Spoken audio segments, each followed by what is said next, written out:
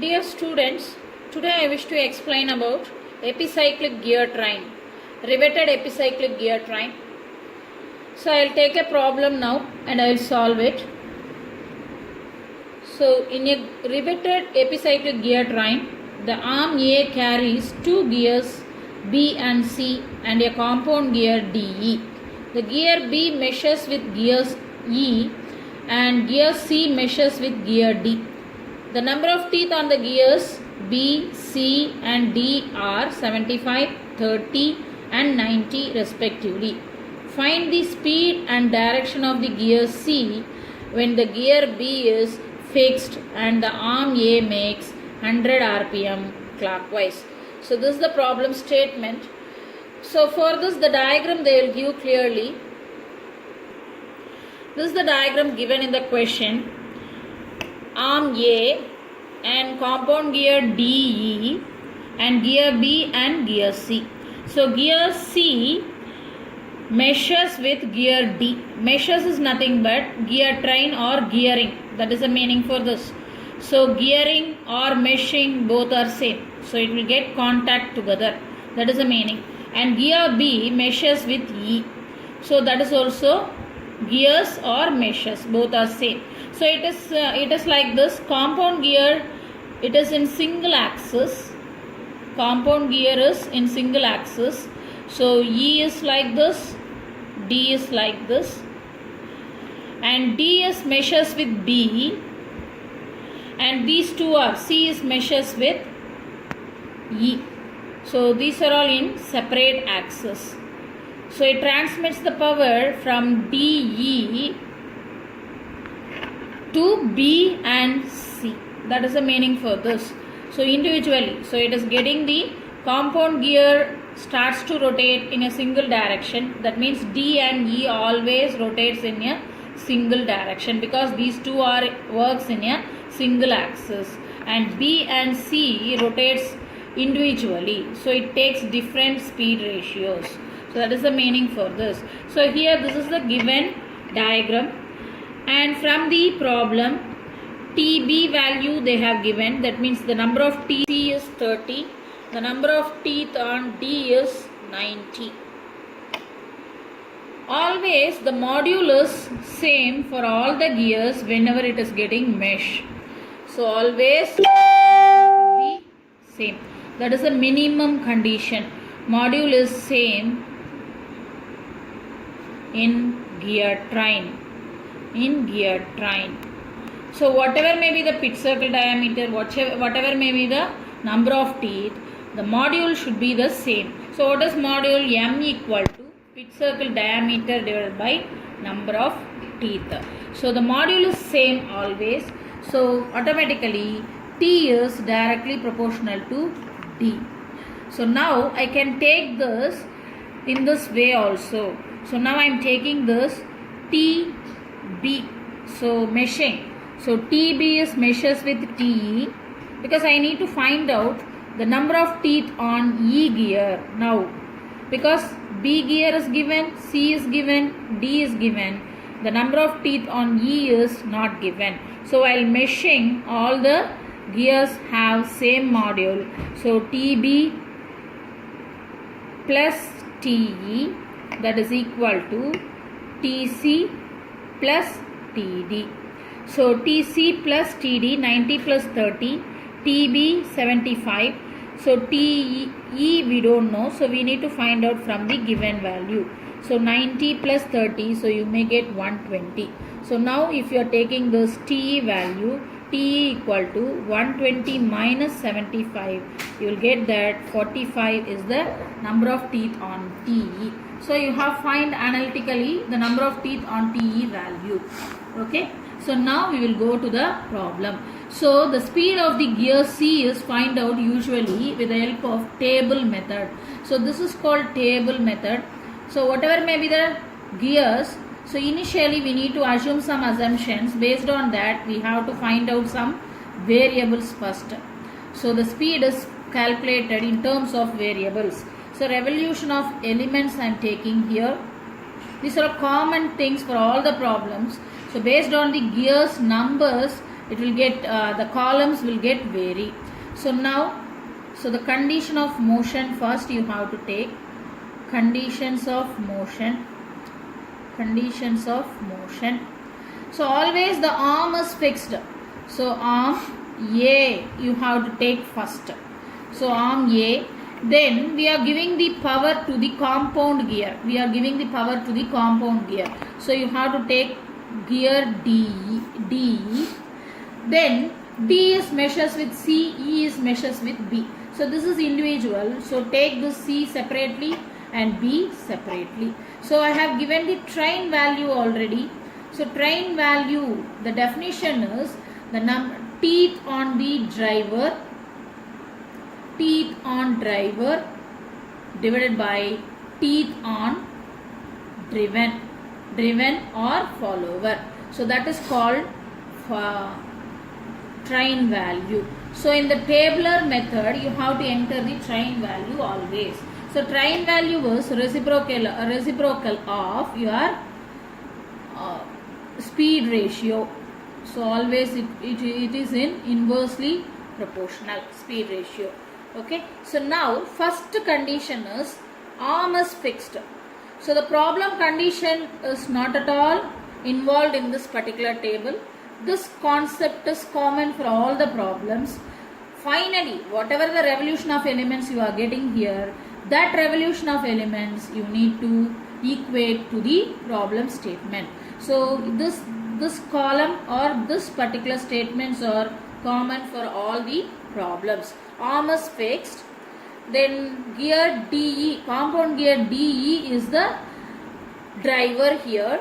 So arm is fixed.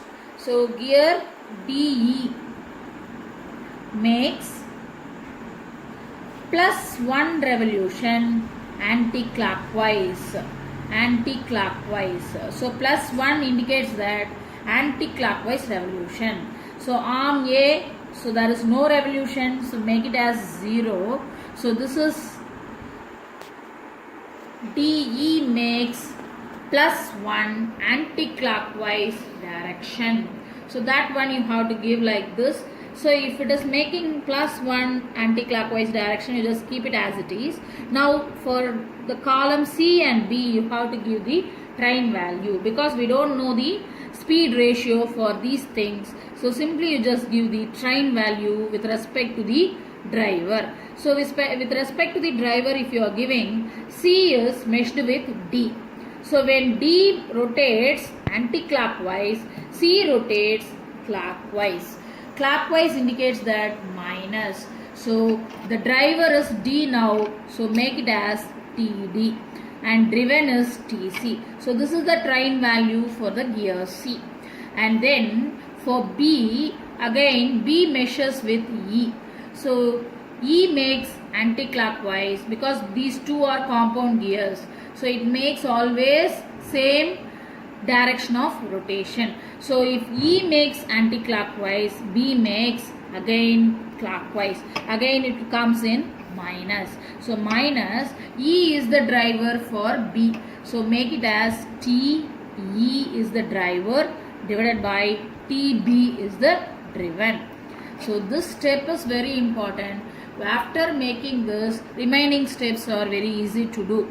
So this is the very important step. Based on the gear trains you have to give. So the rotations are very important. If E makes anti-clockwise, if the gearing makes externally, always clockwise, anti-clockwise only it measures. So this is your first step. Second step is you need to multiple, or it makes that plus X revolutions. Again, once again, instead of plus 1 revolution, gear DE makes plus X revolution. So this is plus X revolution. You have to multiply this.